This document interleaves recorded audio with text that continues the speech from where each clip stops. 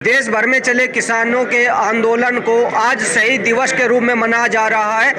1 मार्च 1987 को किसानों का जो आंदोलन हुआ था उसमें शामली जनपद के गांव लिसाड़ से जयपाल मलिक और जो गांव सिंभाल का है यहां से अकबर अली शहीद हुए थे। 1 मार्च 1987 को आज शहीद के रूप में मनाते हुए दोनों को यहाँ भारतीय किसान यूनियन के और ग्रामीण जो लोग हैं उन्होंने श्रद्धांजलि दी है और किसान दिवस के रूप में मनाया है। आप देख सकते हैं यहाँ पर बहुत सारे लोग मौजूद हैं। भारतीय किसान यूनियन के राष्ट्रीय अध्यक्ष नरेश टिका जी वो यहाँ पर मौजूद हैं। आज किसान शहीद दिवस मनाया गया है, उसको लेकर के यहाँ पर ग्रामीणों के द्वारा और जो भारतीय किसान यूनियन है उनके द्वारा यहाँ पर प्रोग्राम रखा गया है। सीधा हम टिकैत जी से बात कर लेते हैं क्योंकि भारतीय किसान यूनियन के जो राष्ट्रीय अध्यक्ष हैं नरेश टिकैत जी वो मेरे साथ हैं। टिकैत साहब जी, आज 1 मार्च 1987 के रूप में जो आज दिवस मनाया जा रहा है, आखिर ऐसा क्या हुआ था, क्यों ये दिवस मनाया जाता है? भाई 1 मार्च 1987 को बिजली के रेट के उसमें एक आंदोलन चला। पहली मार्च की तारीख रखी गई थी, उसमें 2 किसान ये शहीद हो गए, एक अकबर अली सिंभाल का और जयपाल मलिक निसाड़। और बड़ा संघर्ष रहा, 36 साल हो गए आज इस आंदोलन को। तो हर साल की भांति कभी ये अकबर अली के मजार पे पुष्पांजलि करी, जयपाल मलिक की उस पे उन पे भी मूर्ति पे माल्यार्पण करी। तो किसान की समस्या जिब भी थी भी है, इब या कुछ समस्या ज़्यादा आ गई, सरकार की काफ़ी अनदेखी है और किसान के सम्मान को भी ठेस पहुंच रही। तो हम यही कह रहे भाई सरकार बातचीत करे, जो किसान है अन्नदाता है इनकी बातों पर ध्यान दे और इनकी जो फसलों के दाम है वे सही करे, इन्हें सम्मान दिया जा। ये हर टाइम सड़कों पर है, ये भी अच्छी नहीं बात है। ठीक है साहब, इस आंदोलन को 36 वर्ष हो गए हैं, तो कितना बदला आंदोलन का रूप, क्योंकि 36 साल पहले की क्या स्थिति थी और मौजूदा जो स्थिति है वो क्या है? नहीं, बहुत 36 साल में बहुत उतार चढ़ाव आए। कुछ सरकार अच्छी भी रही, हम नहीं कह सकते अकबर अच्छी नहीं रही, सरकार अच्छी भी रही, उन्होंने किसानों की सुनी। इब जा किसानों की अनदेखी हो रही बहुत, इसमें कोई दो राय नहीं। सरकार नारायण दत्त तिवारी की सरकार थी, भोपे में 13-14 ट्रैक्टर नहर में गिर गए थे,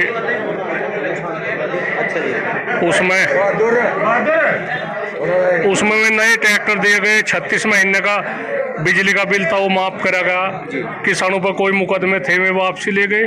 तो किसानों को यही राहत बतेरी है, तक राहत मिल जाए। इस सरकार में गन्ने का पेमेंट की बुरी हालत हो रही, बिजली की इतनी वो होगी, रेट का पंजाब में 380 का रेट है और यहाँ 350 का रेट है। लेकिन टिकैत साहब, अभी जो मौजूदा सरकार ने किसानों को ये बोला है कि पिछले जो साल था उसमें 50% तक की छूट थी, जो निजी नलकूप है उन पे अब 100% छूट कर दी गई है। तो ये तो सरकार का एक अच्छा कदम है या नहीं? नहीं, ये तो ठीक है, सराहनीय कदम है, पर इसकी भी थोड़ी सी वाराख रखी। ये खुलकनी बात हो रही, ये खुलकनी बात हो रही। बिजली विभाग है, इतनी लापरवाही है उनकी, मीटर लगाने पर मादा हो रही। भाई इतनी महंगी किसान बिजली नहीं चला पाएगा। अगर ये मिल बैठ कर बात करे, जो कर सरकार के साथ में हमने सोचा था भाई अच्छी सरकार रहेगी, ठीक रहेगी, बातचीत एक भी बात पर खरी नहीं उतर रही। तो इस बात पर ठीक नहीं है बातचीत। आंदोलन के सिवा, शांति के तरीके से आंदोलन के सिवा और किसान के उसमें कोई भी रास्ता नहीं है। वैसे आज उत्तर प्रदेश के मुख्यमंत्री को यूपी की कमान संभाले हुए पूरे 5 साल हो गए हैं। इस पीरियड में आप लोगों ने कई बार प्रयास किया अपनी बात ऊपर तक पहुंचाने का, क्योंकि केंद्र में भी और उत्तर प्रदेश में भी दोनों जगह बीजेपी की सरकार है। तो जो प्रयास आप लोगों ने किए हैं, आंदोलन भी काफ़ी 13 महीने लगभग चला है, तो जो वादे किए थे क्या वो पूरे हुए? वादे तो नहीं पूरे हुए। एक तो जो बिजली है वो दिन में मिल रही किसान को, इसके लिए हम प्रदेश सरकार को, मुख्यमंत्री जी को धन्यवाद। देश बात की कोई वो नहीं है बात, जो बात सही है, जो अच्छी बात है उसे अच्छी को कहा जाएगा।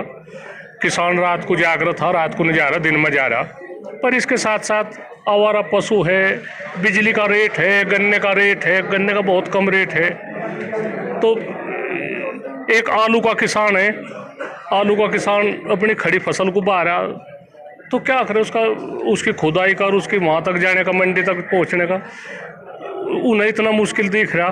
तो हम तो यह कह रहे भाई, सब तो बड़ी तो बात किसान को सम्मान मिलना चाह, और जो जिम्मेदार है किसान प्रतिनिधि थे उनके साथ बात करें। हमें किसी संगठन तो कोई विरोध नहीं, किसी तो कोई, सब किसान हित की बात कर रहे, पर बात सुनने चाह, ना कि उसे एक इस तरह की बात हो रही।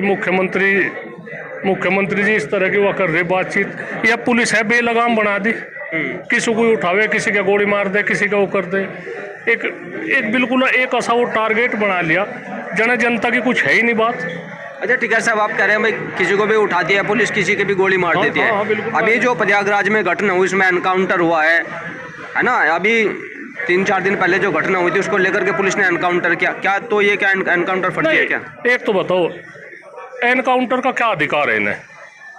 अदालत को आज़ादी देनी चाह, जो कोर्ट है, जो वकील है, जो जज है, जो न्याय की बात है, उन्हें न्याय उन्हें देना चाह। जो पीड़ित है उनकी सुनाई कोर्ट करे, ना कि ना पुलिस को थोड़ा ही अधिकार है गोली मार दी, वो कर दिया। ये नहीं है बातचीत। यानी कि आप एनकाउंटर के खिलाफ हैं? हम एनकाउंटर के खिलाफ है, हम नहीं। इसमें हम देख रहे हर थाने में बिल्कुल ये पुलिसकर्मी इतने हड़काए हो रहे हैं, सोच रहे जन भाई किसी को उठाकर किसी को ठोक दो। ये नहीं चाहते करने, किसी की कोई गलती सलती जो कुछ भी हो उसे किसी को सुधरने का मौका दिया जाए। थोड़ा एक भाई अखबार में कह दी भाई एनकाउंटर कर दिया और वाहवाही होगी, ये नहीं। लेकिन टिकैत साहब, अगर मैं कानून व्यवस्था की बात करूं, शामली जनपद में आप रहते हैं, यहाँ पर अगर कानून व्यवस्था सुधरी है, क्योंकि यूपी में जब योगी की सरकार बनी थी तब फर्स्ट एनकाउंटर की अगर मैं बात करूं तो शायद शामली जनपद से ही शुरू हुए थे, जो कैराने से शुरू हुए थे, और उसको लेकर के कानून व्यवस्था सुधरी, यहाँ का माहौल सुधरा। तो क्या आप उसको भी सही मानते हैं, गलत मानते हैं? हम एक बात के फर्जी मुकदमे सुधार करना चाह, जो IAS IPS और रिटायर्ड जज, इनकी एक कमेटी बने, वे जांच करे, किसी के जीवन तक खिलवाड़ नहीं करना चाहता। मैं किसी का नाम नहीं लेता, ठीक है, ना किसी मजहब की बात कहता, ना किसी का नाम लेता। अपराध के मैं भी खिलाफ हूँ, पर उनकी जांच चाहनी, कोई झूठे मुकदमे में किसी को फंसा के उसकी जांच चाह होनी। जो IPS अधिकारी है रिटायर, उनकी एक कमेटी बने हुए जांच करे, अगर कोई निर्दोष है तो उसे निर्दोष करो, उसमें कोई वो नहीं। लेकिन अपराधियों के आप खिलाफ है, लेकिन एनकाउंटर जो है वो आप जायज नहीं मानते? भाई एक तो बताओ, एनकाउंटर किसी की जान लेनी कुछ बढ़िया बात थोड़ा ही है। हम इसके खिलाफ है, हम इसके उसमें नहीं है बात। अकबर हम एनकाउंटर के क्यों, उसका भी घर बार होगा, किसी के पैर में गोली मार रही, कोई नहीं भाग रहा था, हमने पुलिस ने गोली चला दी। जो कोई कुमाऊ है परिवार का, और उस पर 20-25 साल पहले कोई छोटा मोटा मुकदमा होगा, उसमें बधाते इनाम बधा दे, वो कर दे, आखिर को उसकी पिछली हकीकत देखे क्या है, तो बहुत बिल्कुल ही वो पावे। तो इसमें हम लोग कह रहे जांच चाहोनी, एक जीवन तक किसी के खिलवाड़ नहीं चाहता करना। अच्छा ये बताइए अध्यक्ष जी कि 2024 के चुनाव नज़दीक हैं, अभी सपा के जो अध्यक्ष हैं उन्होंने जातिगत जनगणना की बात उठाई थी, और अब जो बीजेपी के सांसद है कन्नौज से, वो उठा रहे हैं धार्मिक जनगणना की बात। तो आप क्या मानते हैं, जातिगत गणना होनी चाहिए या धार्मिक जनगणना होनी चाहिए? क्या ये बातें सही हैं? भाई इस बारे में हमें नहीं कुछ पता, हम नहीं कुछ कह सकते ना। हम इसमें भाई जो कोई भी अच्छा लगे ठीक है। जाति धर्म की हम तो इससे ऊपर ही है, हमें कुछ नहीं हुआ है बातचीत। हम तो कहें निष्पक्ष चुनाव हो, और जनता की जो भावना है, जहाँ जिसकी मर्जी में वोट दो। पहले जनता ने 2014 में भाजपा को वोट दी, 2017 में वोट दी, 2019 में वोट दी। इब जनता का मोह भंग हो रहा। हम नहीं कहते, हम तो अपने दिल की बात कह रहे, जो जनता की आवाज़ है। हालांकि हमें कोई किसी पार्टी थे, कोई किसी था, हमें तो भी नहीं पता हम किस पार्टी में। पर फिलहाल यह है बातचीत, जो भारतीय जनता पार्टी की जो कार्य प्रणाली है, हम तो इसके विरोध में, ये समाज के हित में नहीं है। पार्टी तो अच्छी है, अच्छे आदमी है, उसमें बढ़िया है, उसमें सांसद है सतपाल सिंह जी, राजनाथ जी है, लाल कृष्ण आडवाणी जी है, जो बुजुर्ग है, उनकी अनदेखी हो रही, उनकी सुलह मशवरा तक काम करना। और योगी जी है अच्छे, हम वो नहीं कहते, पर उन्हें भी एक संत आदमी, उन्हें भी बहुत देख कर विचार करना कर आप समाज में उठते बैठते हैं, समाज बहुत बड़ा समाज आपके साथ जुड़ा है, लेकिन क्या जातिगत जनगणना है वो और धार्मिक जो गणना है वो सही है करना या गलत है? भाई जाति तो ऐसा, एक तो बताओ जो कोई जिस जाति में है उसके भी हिसाब लगा ले कितने आदमी है।